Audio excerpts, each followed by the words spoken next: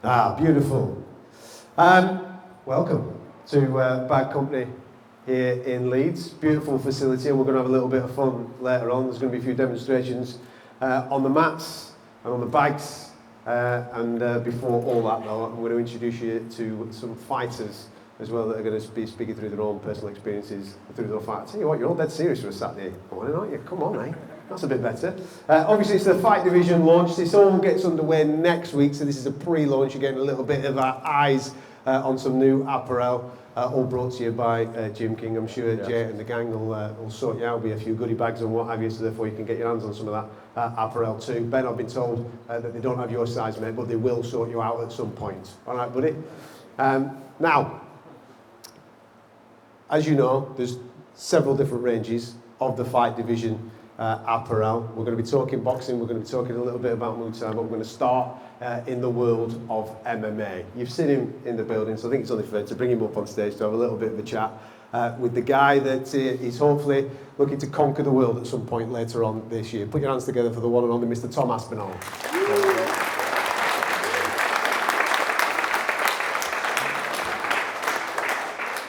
You got your own microphone? Look at that. Brings his own microphone to these gigs now. Perfect, mate. You well? I'm well, thanks. Hello all. Good morning. Is it morning or afternoon? I think we've just got into the afternoon. We'll go with morning. Listen, let's get stuck straight into it, shall we? Because people obviously want to know when the big one's happening. Everybody's excited about seeing you out and again. It must be an incredibly frustrating period in your career, waiting for somebody else to maybe stick their scrolly on a contract. So what is the latest? Give people the update. Yeah, this has been a bit of a challenging time for me as a fighter, because for the last, I think we're coming up to 8 months now. For the last 8 months, I mean, there's a lot of fighters in this room. If you've not got a fight booked, that's a tough time as a professional athlete. We don't know when we're going to step in there. We don't know when we're going to be able to do all the stuff that we do in the gym and show everyone what we're all about and stuff like that. But we do have a meeting next week. Things are looking very positive. Jon Jones is an absolute dick, let me just put in. But he's dragging it out, but I think we're getting there now, and the fight is going to be made for the summer. You went in big time. Is it more frustrating being out injured, or is it more frustrating waiting for somebody else who's dictating what happens next? No, do you know what? Injured was okay for me. I had a year off being injured. Injured was all right, because it was like I always had something to work towards. I mean, I've got a fight to work towards, but it's difficult when you're fit. You're in the gym every day training, and you don't know when the date is. And yeah, I'm just hungry to get in there and just finally unify the heavyweight belts. I'm talking from a mental point of view though, because like you said, there's loads of fighters in this room and everybody's been through loads of different experiences, whether it be frustrations with injuries, whether it be frustrations with waiting for fights or the next level of opponent coming through and what have you, and we're going to get all different attitudes towards that. The mental aspect of waiting in this sport is what I was referring to. What's that like? It's tough because, I mean, I'm almost 32, which is really young for a heavyweight. Looking well, man.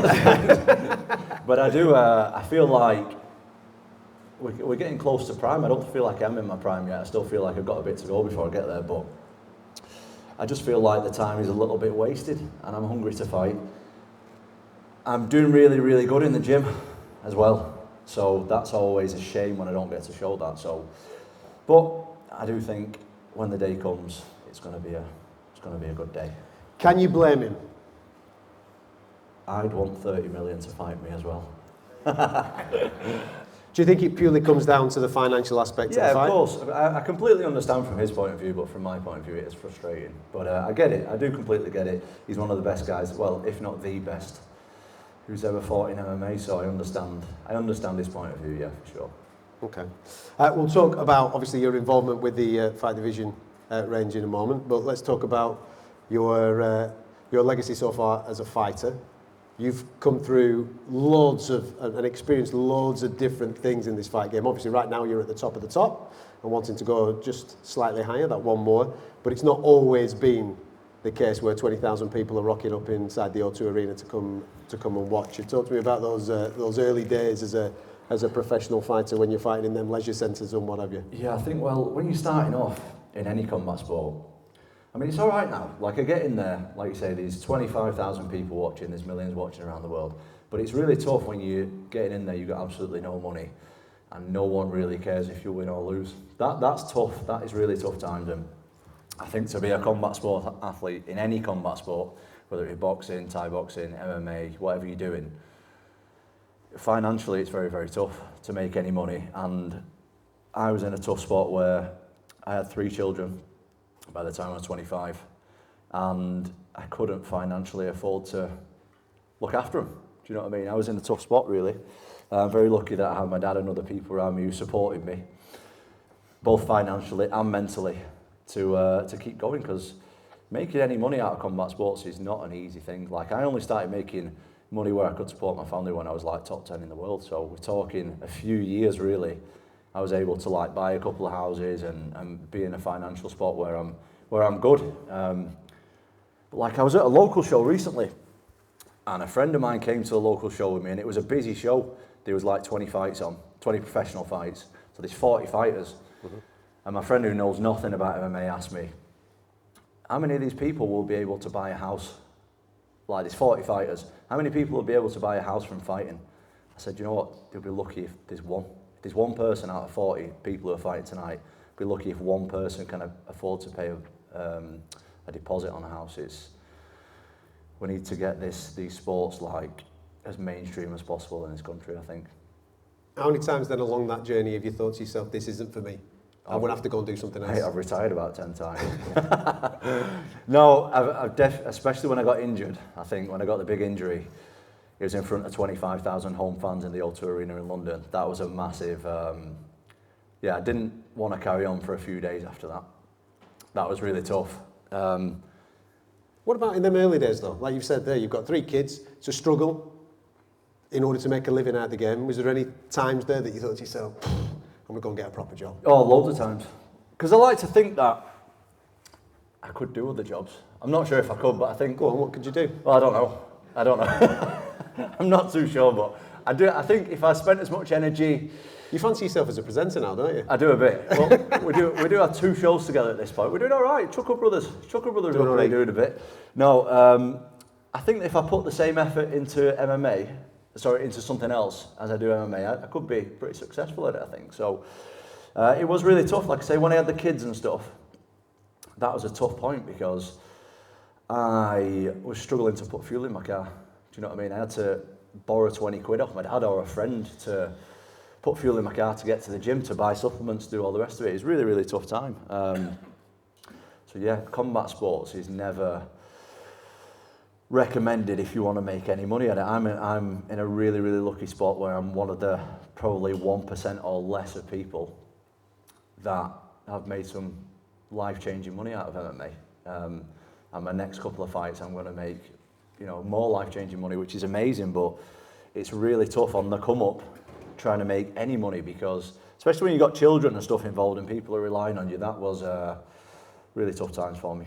How do you block out external noise? Because I've no doubt that maybe friends, family, people who love you would tapping you on the back saying, listen man, like you said, you've got 3 kids, you've got to do this and this in order to make way. How do you block out that external noise and try and remain focused on the goal that you're trying to achieve? I'm very lucky really because anyone who doesn't know my daddy is sat at the back over there. Go and have a chat with him. He will. I'm bringing him up. He would absolutely love to have a chat with probably anybody in this room. But he believed in me from the beginning, and I'm really lucky that he convinced a lot of people around me, even before I knew myself, that I was going to make it as well, and that convinced me. So I think that helps a lot. So the close circle around me, friends, family, they all believed in me, even when I didn't believe in myself, and I'm really, really lucky that I had that because I'm completely aware that not everybody has that, and it's really tough when you have got no money and you're trying to, you've got kids and you're trying to make it work and stuff, it's really easy to quit on yourself. And I'm really lucky that my wife, my friends, my family, they still believed in me even when I didn't believe in myself. So I'm really lucky in that regard. Well, ultimately in fight sports, it's just you when you get in there, obviously. So when did you start believing in yourself? You know what, when I got to the UFC, I think there's always a thing, especially in the UK, it's like, there's a thing about like UFC jitters and performing. We have a thing for anyone who doesn't know. People call it like UFC jitters. Like when you go from a regional show, then fighting in the big show, people don't tend to perform as well. And I seen loads of guys coming from like regional shows like Cage Warriors and different European shows, and they were smashing everybody. They get to the UFC and they just don't look as good. They just simply don't look as good. And in my opinion, that was like a mental aspect, because I had the opposite actually. Like I got in the UFC and I realised like these are just guys, like the other 15, 20 guys I'd fought before.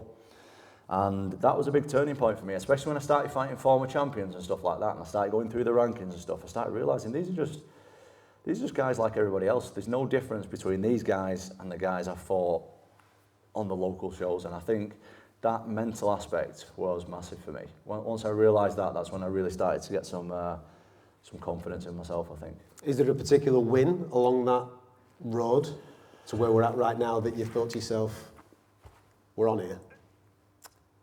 I think maybe, for me, my Volkov fight, because when I fought Volkov, he was ranked in the top 5. I was ranked just about broke the top 15.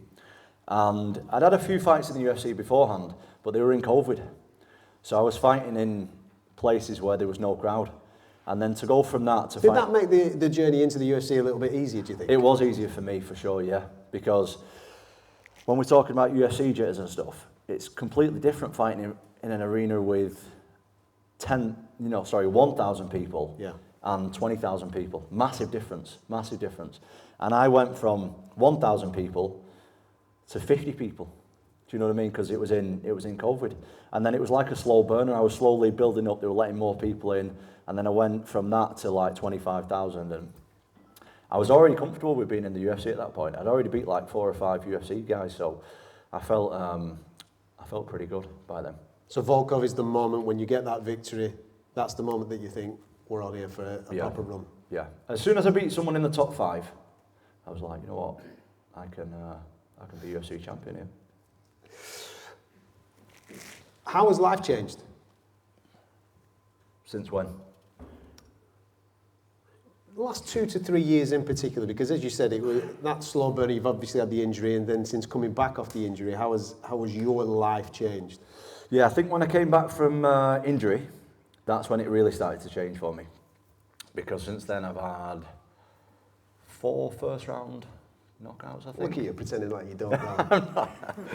Something like that. So I've just gone on like a good run now, yeah, of beating title contenders. And obviously that is reflected a lot in the public. We're doing a lot of stuff in media these days.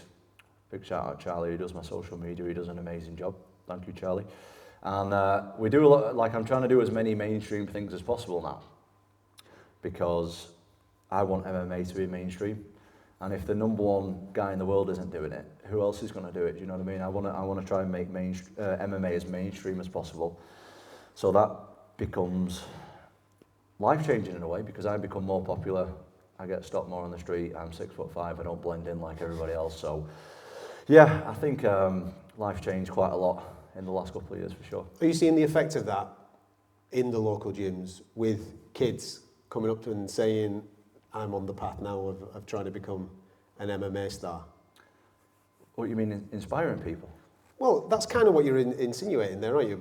You're the #1 guy in the world, you're doing the more mainstream media things, you're speaking about it more often, you're obviously nullifying a lot of those taboos that people have in the mainstream about MMA, and therefore that is then resonating with a wider audience. Are you seeing the effects of that with younger kids coming up and saying, listen, I'm participating in this sport now? Because I remember when we were all kids, yeah, that wasn't necessarily the go-to sport. It was either football, rugby, your cricket, and maybe a martial art. But now you can train MMA. Yeah, well, you know what, I think when I first started, even like 15 years ago, there was like no path to be an MMA fighter in this country, really.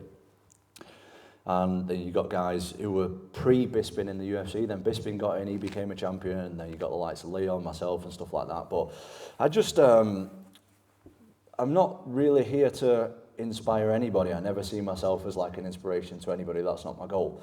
But my goal is more to make a path for other people.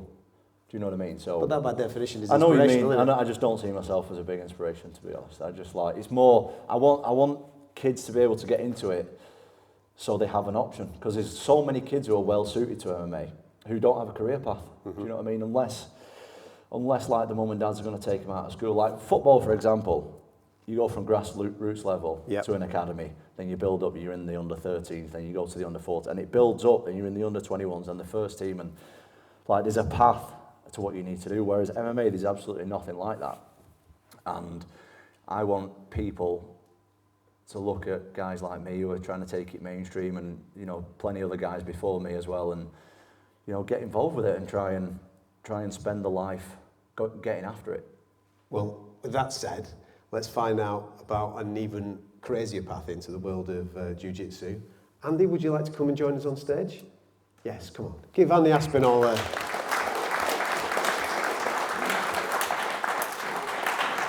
Does Andy have a microphone? You stay there, mate. You stay there because you can join in. Is there a microphone for Andy? There's one there. Have we got one there? Yeah. Right, there you go.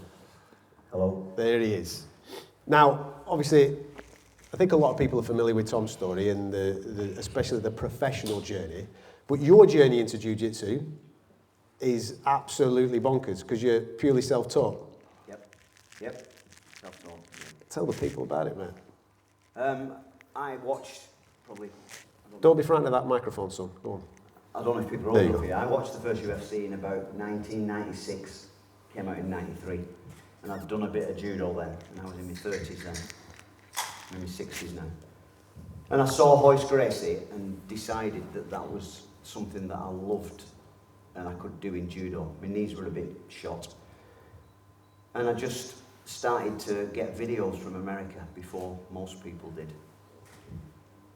Showing on the screen there. And I decided to learn Brazilian Jiu-Jitsu, and there were no teachers, there's nobody to show you. So I started teaching it at the local Jiu-Jitsu club and at my friend's judo club. And I just went from there really.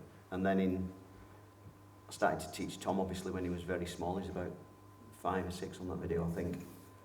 And then I had quite a successful job as a computer guy, and I had some money and I bought my house.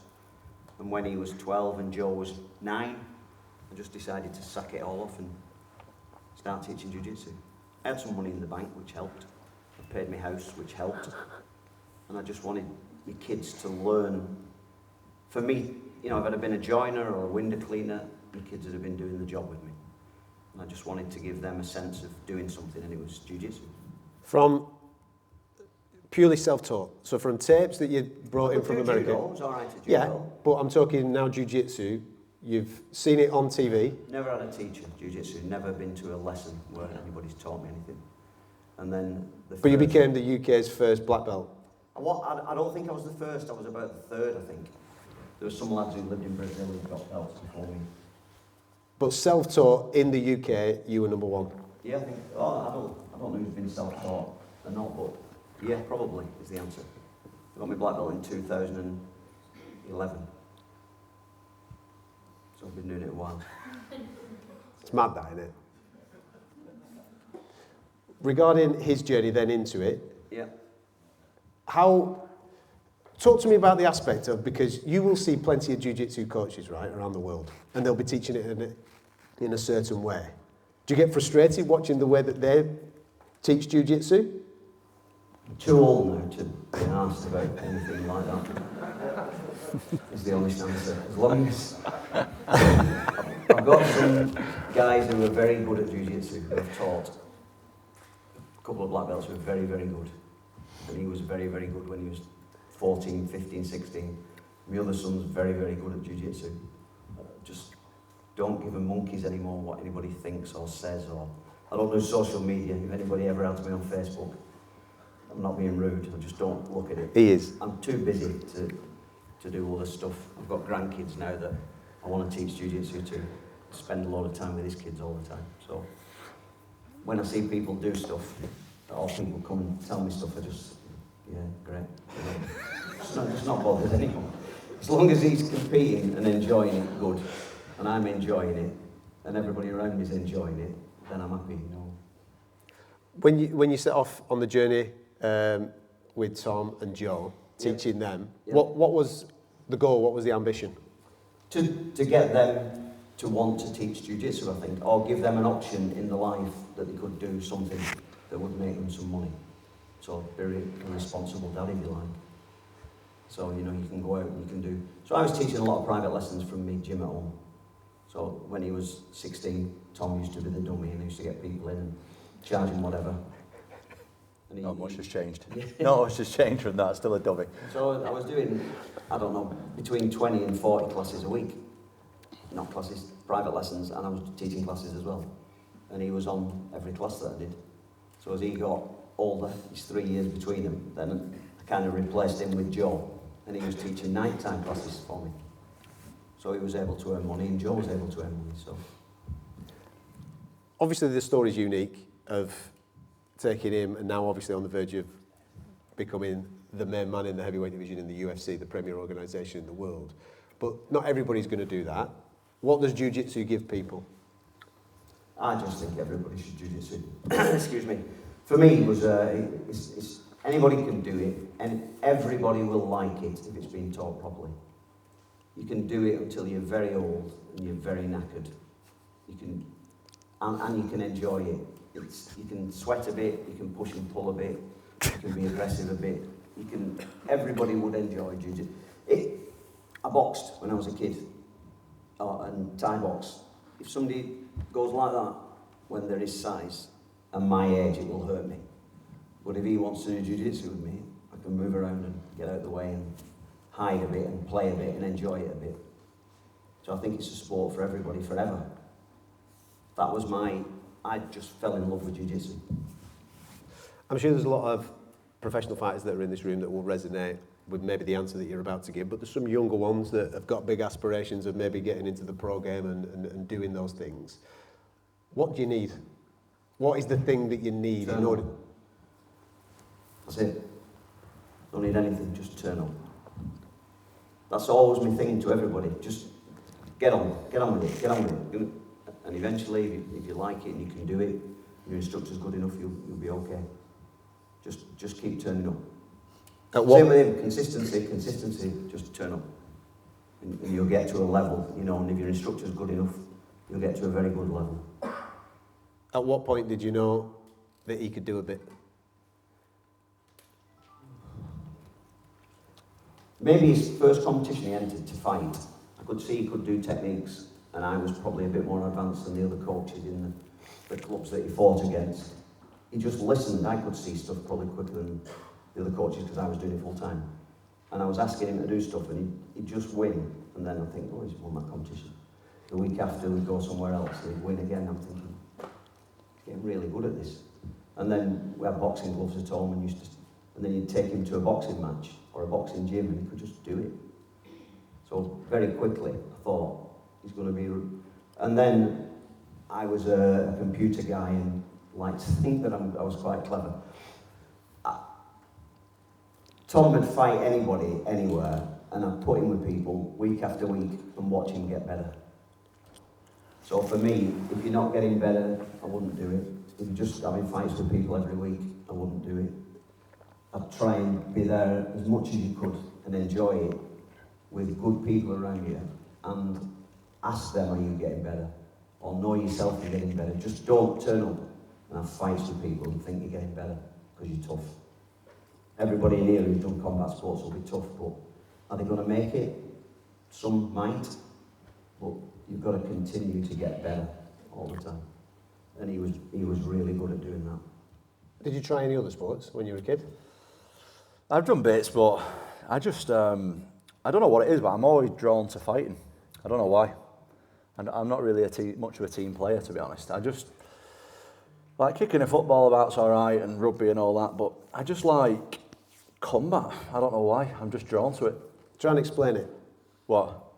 Why you're drawn to combat? 'Cause I'm sure there's people in the room that resonate with everything that you're saying. You know what? I think sometimes fighting is just like in some people. I don't know how to explain it or why. Like me personally, I'm not a violent person, and that might sound weird to anyone who's not in this room and been fighting. But I've never really done anything violent in my life, and I don't plan on doing it. But I'm absolutely drawn to fighting somebody. And I don't know why it is. I think it's literally just in some people. It's just in us that we just do it. We just have to do it. I don't know why, but we do. I'll be speaking to you about this later on, Andy. All right, mate. Shall we talk about the range? Because you've been highly influential about obviously the MMA range from Fight Division. Talk to me about it, because obviously they've come to you, they've asked you a few questions. What were you looking for? Yeah, well, we were sent the original prototypes, and my dad actually had a bit more involvement than I did in it. It was Jay and came to our house and dropped some off and tried them. And he came back again and back in, you know. But we trained in them. That's the most important thing, I think, with anything combat sport. Oh, there's me in them, looking quite sexy, if I do say so. No, we trained in them and stuff, and I think that's really important. Is it's all right having a t-shirt or a pair of shorts, but can it withstand a heavyweight pulling and pushing it? Mm-hmm. Literally getting your t-shirt pulled or your shorts pulled different ways, sweating in it, obviously, and all that kind of stuff. And a few things needed to be tweaked. You tweaked a lot of stuff on it, didn't you? Yeah, the lads who wore the rash guard stuff, I asked them from other brands and other stuff that everybody wears and sold them in shops. They all preferred them because of the breathability, I was told it was. You know, they sweat in them and they didn't feel like they were sweating as much. They didn't go as damp and cold as the stuff that they usually got. They're just all light. The shorts I didn't ask too much, but the top, everybody raved about the tops. You recommend it? I'd recommend it, definitely. Like my dad said, I think a lot of the rash guard stuff, especially when you're a big guy, you're training with other big guys, you get sweaty and you feel a bit restricted in it. Whereas the new Fight Division stuff, especially the tight stuff, the rash guards, the like spats, the pants and stuff, really good because they're quite light as well. So you don't feel as suffocated and restricted as you would with other brands, which is good. And obviously you are the face of the new advert that's playing just behind there, doing a little bit in the cage. There as well, yeah. Looking good, like a bit of a Gucci model there, mate. Thanks, mate. Looking sharp. Thank you. Looking sharp. But different, yeah. but different, did you just say there? This obviously all gets underway from next Friday. We'll give you more information on how you can get your hands on more of the apparel. Before I move on to the next discipline to talk to you on the stage, are we getting it in the summer? Or will we see you in the summer fighting? And will it be against the fellow that we don't know. We hope so, but I've got to fight someone soon. I might have one with you in a minute. That's how hungry I am. No, we've got to fight soon. I'm a UFC fighter. I need to fight somebody soon. So we do have a meeting about it next week with the UFC bosses. And there's no other fight in the heavyweight division right now. This is going to be the biggest fight in MMA right now, by far, I think. I think if you look at the landscape of MMA at the minute, there isn't too many fights to look forward to in terms of massive fights with big names. I think the UFC need the fight just as much as we both need the fight. There's no one for us both to fight either way, especially now Pereira's just lost. So I think the fight's going to happen for sure. And just to finish off, obviously we've got UFC London this week. A couple of lads that are in the room are obviously on that card. Looking forward to seeing them do their thing. How impressed have you been with the rise of British MMA? We talked about when you started and how different it was. I'm sure it was the same for some of the guys that are in the room. How impressed have you been at the level that we are now at? Oh, mate, we're doing absolutely amazing. Like, there's even people in the UFC who are from the UK now who I'm unaware of. Like, that just shows how big UK MMA is getting for like such a small place in the world. We have so many UFC fighters, and I think these days, especially people who are newer to the sport, don't realise how hard it is to get to the UFC. It's a massive lifetime of work just to get in the UFC. Never mind to be winning fights. Never mind to be ranked in the top 15. It's literally like a lifetime of hard work, dedication, and going through all kinds of trials and tribulations. And to have that many people signed to the biggest organisation in the world from such a small country is nothing short of unbelievable. Superb. Listen, give these two men a big round of applause. We'll let you get on. Thanks, Pat. And I'll bring some more people up. There you go, mate. Well done. Are you going to sit back now? Yeah. You can go and sit at back now, lad. There you go. You've done your bit. Go and have your pictures taken with people. Right. Beautiful stuff. Mr. Aspinall is going to be doing a little demonstration later on as well, which people can get involved with. We'll have a little bit of a roll around on the mats. Has Liam arrived? Is he here? Is he upstairs? Can we bring him down? We'll get him down. Andy, you come up on stage as well, mate, at the same time. Andy Howson, give a big round of applause to Andy. Come on, pal. Sit down, grab yourself a microphone. Liam's here. How are you, mate? You good? Come on, sit on down.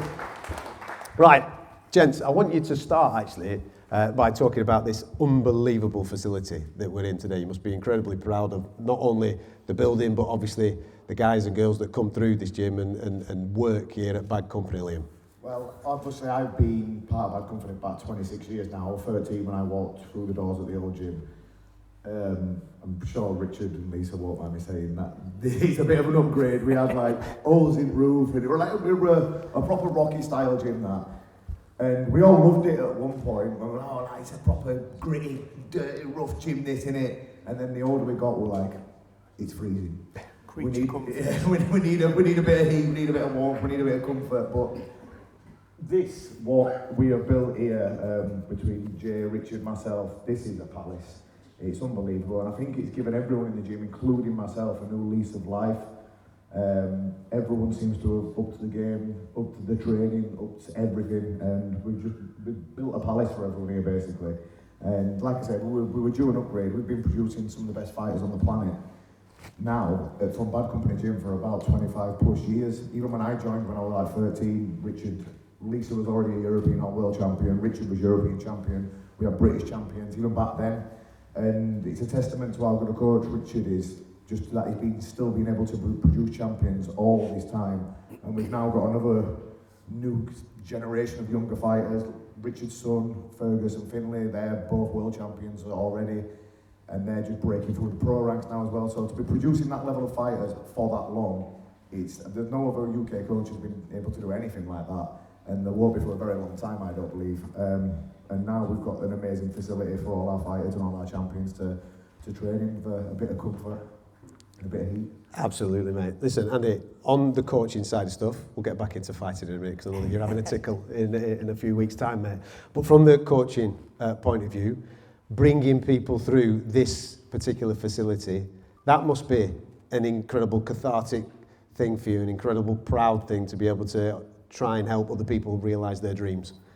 Yeah, we've got so many young fighters coming through the gym, and I mean, we've had times in the old place where we've not had the heating during December, and kids have been coming in there with the coats on, trying to run around, getting warm and stuff like that, and we don't have any of that now. It's a beautiful facility. We've got some of the best coaches in the world between Richard, Lisa, myself, Liam, Badger, Craven. We've got like an endless supply of top level coaches who are always here to help out. So yeah, I mean, like Liam said, the next generation of fighters coming out of the gym as well, they're already fighting on big shows, coming like you saw, people that see Finlay and Fergus fight on our event last weekend, put on absolute ridiculous clinics, demonstrating to 3,000 people there and all around the world just how good they are, and hopefully now the gym, the promotions alongside of it, we can help push the fighters even further. Well, both of you lads have obviously been multiple-time world champion, right? So now, is that the thing that you're looking to be able to do, to be able to use the Hitman Fight League and use that as a feeder to get people into stuff like One Championship and hopefully then to be able to go and do very similar things that you guys have done? Yeah, obviously me and Andy have been fighters for a very long time, so we fought on promotions all over the world. We know what works, we know what doesn't, we know what the fighters want. We know what the crowd want to see, and that's the thing. We've got like people like One Championship working with us now as well. So we've got these avenues now. Like Fergus just won the tournament on the last one. He'll now get all expenses paid, sent off to One Championship to the Friday shows. He'll get paid more than he's ever been paid. So it's amazing that we're able to do that for these up-and-coming fighters, especially with it being someone from our gym as well who we're close to. That's even better. But there's opportunities opening all over the place through the Hitman Fight League. We've got a lot of stuff in the pipeline that we can't mention yet, but there's going to be some even bigger, massive things, and it'll just be bigger opportunities for the fighters. Hopefully we can start getting better pay for the fighters and stuff as well. There's a lot of, we've got our fingers in a lot of pies at the minute. If some of the stuff comes off, it's going to be absolutely massive. We've just been speaking to Tom about that inspiration, opening pathways, doing the work now as the number one in the world of MMA to help the next generation come through. You two are saying the exact same thing here. Obviously, you've had your own dreams and aspirations. You've achieved those dreams and aspirations. You seem to be taking an awful amount of joy now in trying to open doors for other people and taking them to the next level. I think that's it. Obviously, me and Liam are, well, me especially, I'm definitely the tail end of my career. I know I'm doing something stupid in a few weeks, but I'm an old man. Liam's obviously coming to the back end of his career. There's got to be something else. Other than coaching, there's got to be something else. And the promotion side of things falls hand in hand with our love for the sport, trying to push the sport further, get better opportunities, bringing good sponsorship in, like obviously Jay and Josh, the Gym King guys, they support our show. Without them and the other sponsors, it won't be able to happen to the level it does and as high as it does.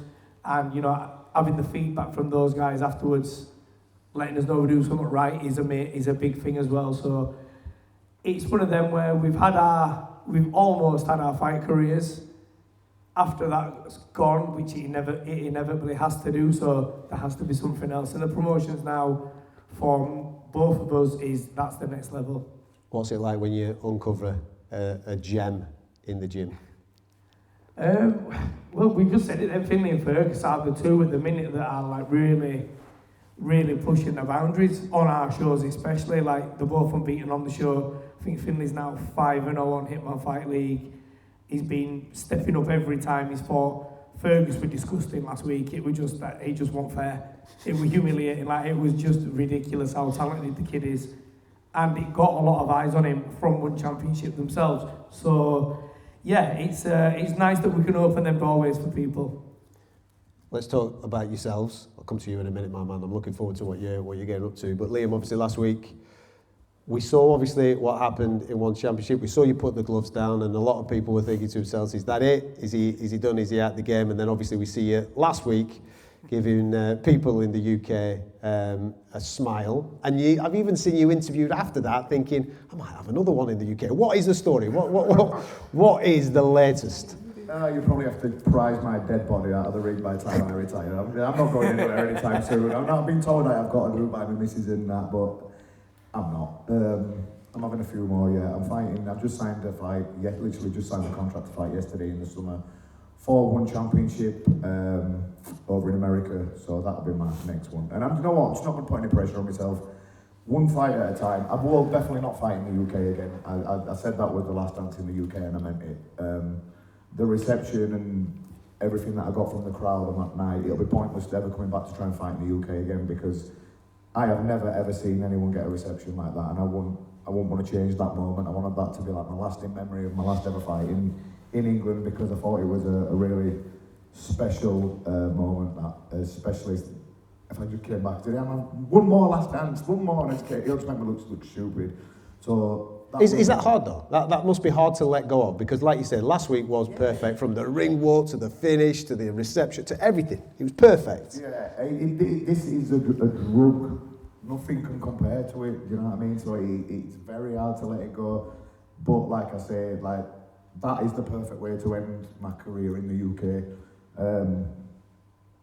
So yeah, I'm going to have one or two more on One Championship. I've got 2 fights left on my contract. I'm going to see out my contract on One Championship. Then I'll take it one step at a time and see where we go from there. Are you looking forward to getting back in with the little gloves? Yeah, you know what? It's exciting in them little gloves. You know what I mean? You do not know what's going to happen. Okay. It's a completely different sport. I had 115 pro fights in 8-ounce gloves.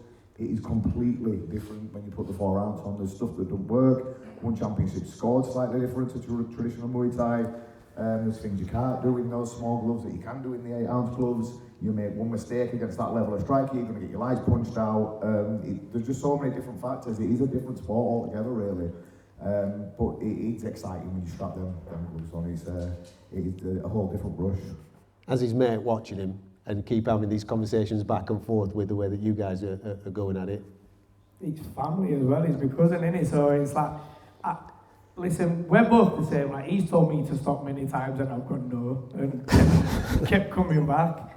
I'm sure there's times where I've been like, oh, come on, mate, you're getting on a bit now. But then you see him training and you're like, well, you've definitely got more in the tank. And then you see how he performs last weekend and possibly the best he has. He was in the best shape he's been in for a long time.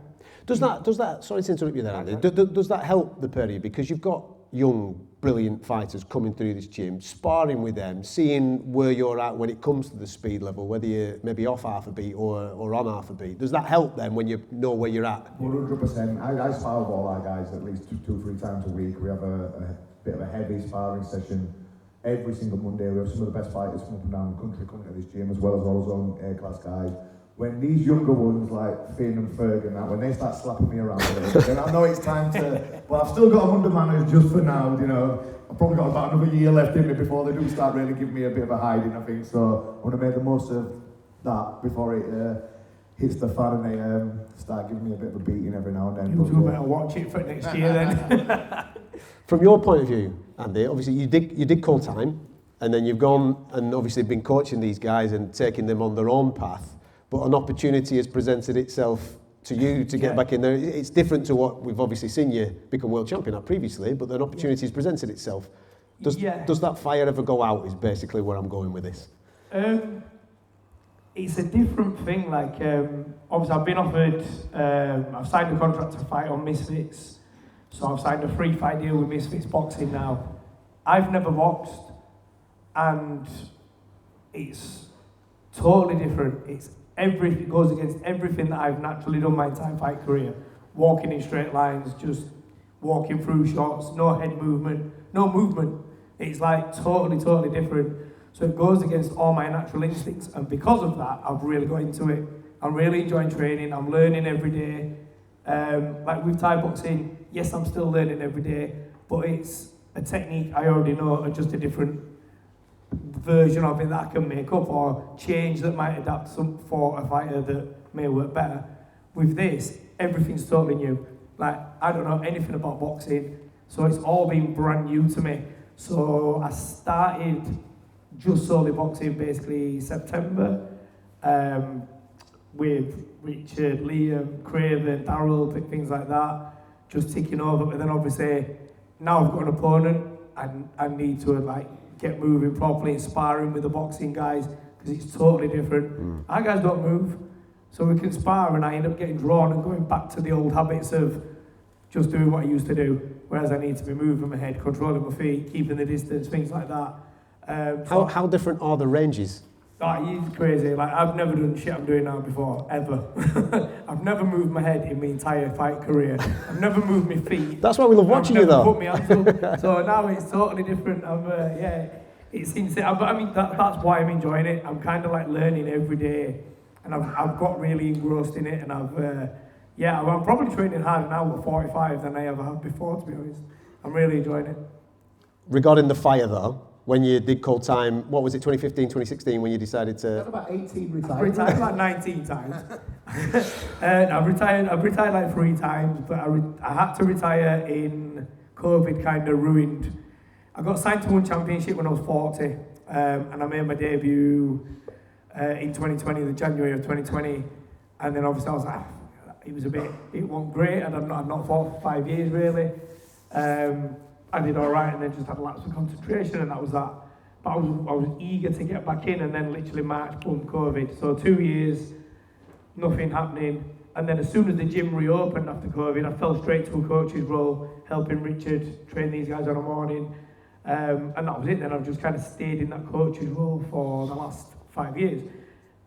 It then put me out of shape. I wasn't training myself. I was getting injured. And I just kind of started falling apart. And this gives me a kick up the arse, and I'm back training, my fitness is better, I'm healthy again, I'm not as injured, still falling apart, but not as bad as I was. It just gave me a kick up the arse that I think I was needed. I've got 2 young kids at home as well, so that in itself made me go, do you know what, I need to sort my life out. It's given me a new lease of life for it. I'm training hard, I'm really enjoying it. And I fight in 4 weeks' time, April 22nd. But what about... April 12th. But what about if you look really, really good and won championship, ring you up? No, I'm not going back to there because they don't pay enough money. I'm not going to get the money that I'm getting on Misfits, that's for sure. Again, it's one of those where as much as it was, I can do this again. Do you know, I'm at like 96 fights or something stupid. I'd love to be able to hit the 100 fight mark. Now I know that's a long shot, but I've signed 3 fights, it leaves me with 1 more. If I can get 1 more next year, you never know. I'd love to be in that bracket. There's only Liam, I think Kieran Kedal and Iman Barlow in the UK. They're the only fighters from our background that have ever hit the 100 fight mark. I'd love to be able to do that and join it with my cousin. That'd be amazing as well. It'd be something else that we've done together, like breaking records and stuff like that. So if I can, God willing, the body holds up and I can do it. I mean, it's a lot easier because it's boxing, with utmost respect to you. But I'm looking forward to getting out of the ring and knowing that my legs aren't in bits. I can walk down the stairs and, you know, things like that. My body's not being kicked to death and I'm not, yeah. I think it'll just be, it's going to be hard. I'm excited for it. My opponent, Joey Knight, is actually a good boxer. He's very good. He's had amateur fights and stuff like that. So it's going to be exciting to see how it develops. But I'm there for it. Good I'm man. excited. Inspirational, mate. Listen, you guys have also been involved in the development of the Muay Thai range in Fight Division. Talk to me about the short design that people can see, obviously in the reception. So obviously in Muay Thai, when you kick in and stuff like that, you want the shorts want to be a nice loose fit. They want to have like a split up the legs, so you don't feel restricted when you kick in or moving around and stuff like that. Those shorts are perfect. I absolutely love them. Josh sent me a few different prototypes when they first came out, and I said straight away that these are perfect. These are what every Thai boxer wants. They've got a nice loose elastic waist. The splits up the side so you feel free when you're letting your legs go and you're kicking and stuff like that. So yeah, I love them. I got a pair for the shoot we did a couple of weeks ago. I was playing now, and the green shorts, the Thai shorts, you feel like you're not wearing anything. You feel naked. You're great. That's the easiest way to explain it. They feel so nice and loose and light. They're perfect. They're very good. As we've been saying throughout the course of today, this all gets underway from next weekend. So we'll get you more information throughout the course of today on that. It's in, did you say it's June, July? Is when the One Championship fight is? 1st of August. 1st of August. So summertime, back out there in the small gloves. Yep. Listen, you two are an inspiration, and long may it continue. Give these two a big round of applause. Liam and Andy. Thank you very much. Top man. Superstar, mate. Well done, pal. We'll move on to the world of boxing. Please put your hands together for this fella who's an inspiration. Current British and Commonwealth.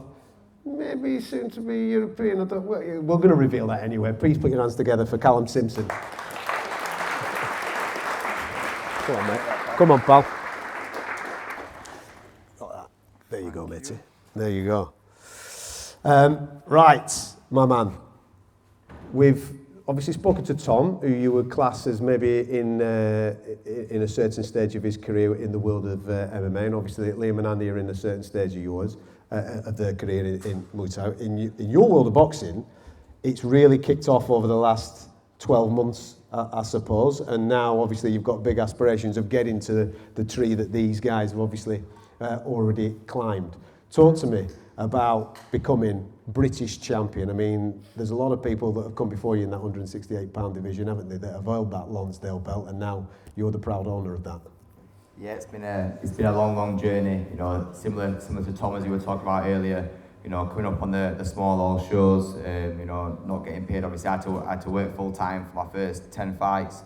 Training in the morning, going to work, working 45 hours a week. Training in the evening. And then going to weigh-ins, going straight to work after a weigh-in, fighting on the Saturday, back in work on the Sunday. And then I finally, after my 10th fight, after my first title fight, I finally got signed with Sky Sports, got some good sponsors on board, and Boxer and Sky. And then I had a few good performances with them, and then went on to fight at my hometown football stadium, Barnsley Football Club, Oakwell, and sold out one stand, 7,000 within 48 hours. And won the British Commonwealth titles within my hometown. What a night that was. Look at that. Look how nonchalant that is. Yeah, just won British and Commonwealth titles. Listen, you're right to bring that up, because obviously everybody's brought it up as they're speaking, and there's fighters in the room that absolutely resonate with everything you're saying. At the start of a career, it's tough. People see people on TV, he's fighting on Sky, he's fighting this, that, and the other, and they think everybody's a multi-millionaire that's living in mansions and living the Rocky Balboa lifestyle. You've just said that you've got a 9-to-5 job. It's very difficult to manage the dream and real life at the same time, isn't it? Yeah, definitely. And I think the most important thing is just to enjoy it, and not, like Tom said again, people that want to get in it for money, I wouldn't recommend it. You need to get into it because you love it and it's your passion. And I knew that when I went into boxing, it wasn't. I had 50 odd amateur fights, never got paid for one, and I was more than happy to turn pro. It's an investment in yourself, and I knew that I wouldn't make it one day, but I was happy to not be getting paid, because I knew we were all going to come into fruition at the end. Yeah. You're a big athletic lad. Has it always been fight sports for you, or were you doing other things when you were a kid? I was playing football when I was about 6 till about 8, and we're never any good. Big career, 2 years, I like that. Yeah, massive career. And my dad actually became the manager, so it didn't work as well as Andy and Tom, that relationship. my manager and footballer relationship with my dad weren't great. Obviously, I was his son, so he could kick off at me and shout at me when anything went wrong, but I probably was to blame, to be honest. And yeah, so I stopped footballing at 8, and then when I was 9, took up boxing and did a bit of football at college and rugby at school and college. But yeah, boxing's always been the sport that I've loved and been passionate about. And when you were coming through, were there certain fighters that you were looking at that you wanted to emulate? Not really. I'm not even a massive boxing fan, to be honest, mate. I don't really watch much boxing. You know, I'm a proper armchair casual fan. You know, only the probably 2 fighters that I do like now that I look back, Hitman Hearns and Sugar Ray Leonard. They're the 2 boxers that, for some aspects of my game, that I try and emulate in that aspect. But yeah, when I worked full time. Sorry, when I left school, I was 16. I worked part time at Scott's Menswear in Meadowhall in Sheffield. And good clobber, mate. Good clobber. Yeah. Well, good clobber. Not as good as Jim King, but good clobber. Not quite as good. He used to sponsor Kell Brooks, so we used to get free tickets to the Sheffield Arena shows, and he used to come in. I used to go and get any shoes, any clothes he wanted. I used to go and get his shoes for him, undo his laces for him. Oh, there you go, Kell, you want to try them on? And I used to go to them shows and watch him and just think, like, just the atmosphere. All when he used to come out to all the lights, I used to think, like, what does it take to become that guy? And then it was a point where, why not me? Why can't that be me? And now it is me. Now I'm fighting I'm headlining stadiums. I'm headlining arenas, fighting at Manchester Arena, O2 Arena, and it's the journey's just from being that kid and looking up to people like that. It's pretty amazing. Yeah. You just asked that question. What does it take to become that guy? What's the answer? Exactly what Andy said. Consistency. Turn up. Consistency. There's no secret to. Everyone always tries to find a hack or a shortcut or a quick way to success, but it's just hard work and consistency. That's all it is. I had, again, like I said, I had 53 amateur fights. There were so many people. I think I won about 30, so I'd lost 26, well, around that. And there were so many people that were way better than me, more skilled than me, more talented. But I just used to train hard and keep turning up. And now I think out of the 53 fights I had, most of what I lost, I then fought them later on and beat them. And then I think there's only one other out of the probably 40 odd people that I fought. I think there's only one other that's pro now. And just because, and again, there were loads that were better than me, but I'm just the one that's stuck at it and stayed consistent. What does it feel like when you start to sell out your hometown football stadium? Because that must be an incredible buzz. You're in the gym, you're grafting away, you're minding your own business, but people out there are buying tickets because they want to see Callum Simpson fight. It's unreal, absolutely unreal, and it's great because like a bench-on boxer, they weren't sure how many tickets they were going to sell. You know, they knew that they signed me off for the back of a lot of people saying good things about me. I don't even know if they really believed in me, but you know, I believed in myself. My team believed in me, and they kind of took a punt on me. And we're doing the tickets, performing on fight nights, and they said let's just try one stand, 7,000, see how we get on. I spoke to Ben. He said if we do well if we sell 4,000 within 48 hours. I had to order over 2,000 physical tickets myself, and within 48 hours, all 7,000 is sold out, and they'll be showing more stands. And obviously, since then, we are on the verge of maybe doing it again. Not many people get the opportunity to go and do that stadium again. Yeah, so, you know, if you look locally, who's done it before, Kell Brooks done it for a world title, Josh Warren's done it for a world title, but for me to do it so early on in my career for a British title, it's unheard of pretty much, you know. But since that fight, I've had 2 more fights, defended the British Commonwealth, and then defending the British and Commonwealth, and then defending my Commonwealth after that. And now we're coming back to Oakwell again, 7th of June, looking at 17,500 capacity. It's going to be the max capacity they can do for a boxing event there before the health and safety stuff they've got to get around. And like we mentioned, I know I asked about opponents and stuff, and yes, I've been made mandatory for the European title, and just take from that Well, I'll tell you what's going to happen. So obviously the European title became vacant because champion cleared off. You were made mandatory there, and there's an Italian fighter. We'll just refer to him as an Italian fighter right now that could be in prime position for you in Barnsley for the European Championship. Yeah, like I said, the EBU made him the mandatory challenger while the former champion had the belt, and then obviously the former champion's vacated, so he's still the challenger, and they put me forward as a mandatory challenger because I think I'm ranked number 1 in Europe. They put me forward for the mandatory challenger like a week and a half ago. So yeah, hopefully we can get something done, and hopefully that's the opponent. How much has that path held you in good stead? Because listen, everybody that's heard my stuff before, they know that boxing can be political, you can manipulate ranking systems and what have you, but there's a chance in the summer that you could hold British, Commonwealth and European titles. There's some heritage really connected to that.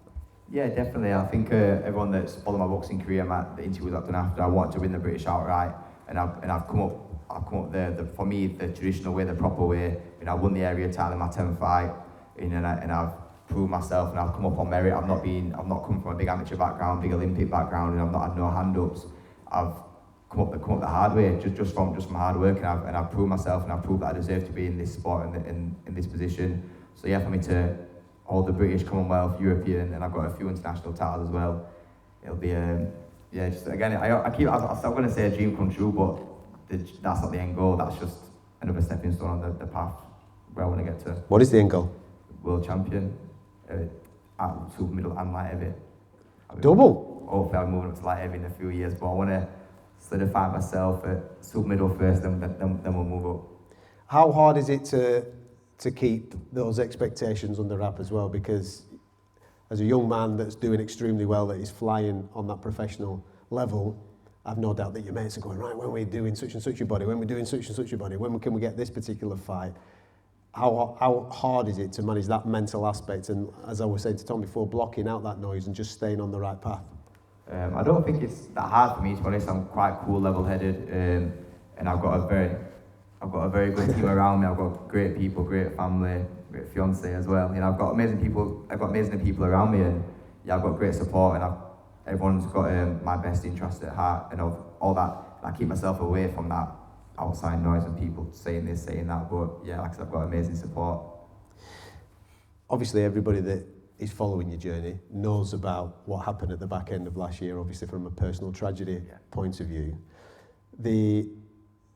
Does what happened, obviously nobody wants that to happen in their life, but does that then fuel the fire even more from a professional point of view of what you wish to achieve for yourself and obviously for your sister's memory? Yeah, I've said a few times I don't want to use my sister passing away as an excuse or a storyline to say, oh, it made me even more motivated, but I've always been motivated, always with the fire in the belly, and one thing I will say is I wanted to make Lily and all my other brothers and sisters proud, when she was alive, and I'm still going to continue to try and make her proud now, even though she's passed away, yeah. I'm sure they all are, mate. You're doing extremely well right now, and I'm sure everybody in here is supporting you for that opportunity to become European champion in the middle of the year. Talk to me about the apparel range here from Fight Division. Obviously, from a fighter's point of view, I'm sure when you're coming through in the Spit and Stoners gyms, it would just throw anything on, stick a pair of gloves on, and let's get cracking. How important is it to have something that's, as a professional athlete now, a little bit more durable and breathable for your day-to-day work? Yeah, it's definitely a lot better. Well, definitely more important now. Like I said, back in the day, I used to just wear my work jumpers. I was just training those, and but yeah, I think the range. Some of the Gym King team come down to my boxing gym and ask what I like, ask what's important for me as a boxer, because they work with so many different athletes from Muay Thai, MMA, and what they need isn't exactly what I need, and what I need isn't exactly what they need. Because again, my training's mixed up from like running, a lot of circuits, and then boxing as well. And before, I used to just have to, whatever I trained in when I was sparring, my t-shirt was coming off after 10 minutes once I started sweating. But with the Gym King stuff, you can keep it on. It dries quick and it fits well. You're not being restricted. The only time that I take my top off now is when I'm a bit lean and I want to try and show my abs off. It's not because I need to. And again, yeah, which with the shorts. So again, when I'm doing the circuits, when I'm doing the squats, it's not restrictive. And again, a lot of the Fight Division stuff, a lot of the Gym King stuff I wear, it's more the lifestyle, so the track suits which fit amazing, they're comfy, and I'm always in mine. My track suits, always in them. Top man. Listen, give this big man a round of applause. Fingers crossed. This year, British Commonwealth European champion. Well done, Callum. Super stuff.